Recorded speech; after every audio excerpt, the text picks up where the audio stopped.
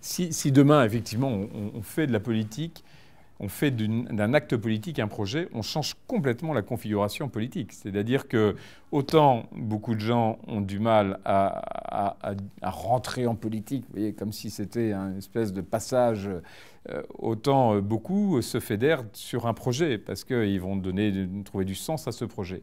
En menant effectivement un projet de candidature de la France à une expo universelle, on brise toutes les frontières, tous les silos habituels. On met dans la même équipe des entreprises, des politiques, des acteurs de territoire, des associations. On fait converger tout le monde vers une échéance. On amène tout le monde à avoir un regard extrêmement positif sur l'avenir. On organise le relais entre une génération et une autre. Et finalement, les clivages paraissent désuets, surannés, d'un autre âge, ringards dans une approche comme ça. Parce que c'est le projet qui tire tout le monde. Et je crois que la politique aurait beaucoup à gagner à avoir cette approche projet.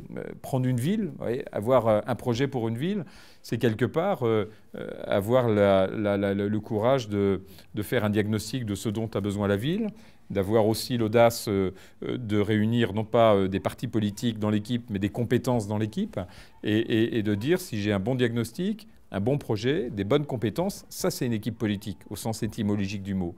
Et on se rend compte combien on en est loin. Aujourd'hui, un projet politique, c'est un projet qu'agrègent les représentants des partis politiques. Ce n'est pas un projet qu'agrègent des gens qui veulent faire ce travail d'harmonisation ou d'équilibre.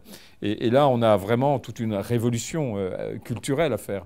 C'est redonner au mot politique un sens, le vrai sens, le sens étymologique, et faire d'un projet politique quelque chose qui est l'aboutissement d'un diagnostic ou d'un objectif, d'un projet et d'une agrégation de compétences pour être capable de le mener à bien.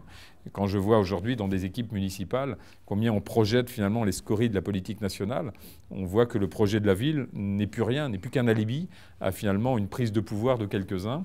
Et on retrouve dans les équipes municipales toutes les chapelles, les courants, les tendances. Et dès qu'en haut, tout le monde se fâche, en bas, tout le monde se fâche.